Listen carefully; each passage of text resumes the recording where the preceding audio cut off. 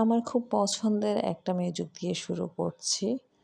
Hello everyone, আসসালামু আলাইকুম। সবাই কেমন আছেন? আলহামদুলিল্লাহ আমি বেশ ভালো আছি। তো আজকে ফ্রাইডে স্পেশাল আপনাদের জন্য ডেইলি ব্লগ নিয়ে হাজির হলাম। আশা করি ভালো লাগবে এবং পুরো ভিডিওটা আমার সাথে থাকার জন্য অনেক অনেক অনুরোধ জানাচ্ছি। তো শুরুতেই দেখতে পাচ্ছেন আমাদের বাড়ি থেকে ২ টা পোল্ট্রি মুরগি পাঠানো হয়েছে। একেকটা ২.৫ কেজি ৩ কেজি ওজনের একেকটা খাসি মুরগি পাঠানো হয়েছে। এগুলো কিন্তু আমার নিজস্ব পোল্ট্রি ফার্ম থেকে আনা হয়েছে। তো যেহেতু আমাদের নিজস্ব পোল্ট্রি ফার্ম আছে তাই আমাদের মুরগিটা আসলে তেমন একটা কিনে খেতে হয় না।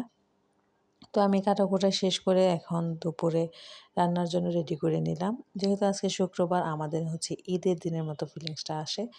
তো তাই তাড়াতাড়ি করে আমি হচ্ছে একদম ঝাল, ঝাল করে মুরগির মাংস রান্না করব আর হচ্ছে পোলাও রান্না করব। ঠিক আছে? যেহেতু বাচ্চাদের ডিমান্ড থাকে শুক্রবার একটু ভালো কিছু রান্না করে দেওয়ার জন্য। তো তাই আমি একটু ভালো করে ঝাল, ঝাল করে একটু মুরগির মাংসটা রান্না করব আর হচ্ছে পোলাও রান্না করব।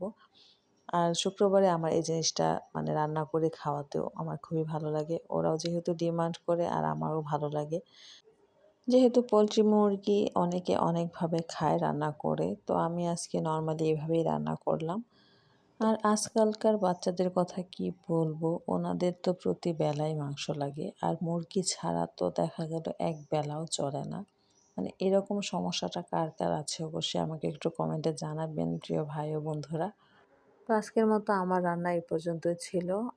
তো আমার ভিডিওটা কেমন লাগলো অবশ্যই আমাকে কমেন্টে জানাবেন।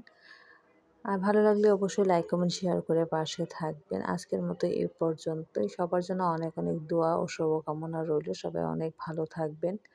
আর আপনাদের কার, কার বাসায় কি রান্না হয়েছে দয়া করে একটু জানিয়ে যাবেন। সবার জন্য অনেক, অনেক ভালোবাসা ও দোয়া রইলো। আসসালামু আলাইকুম।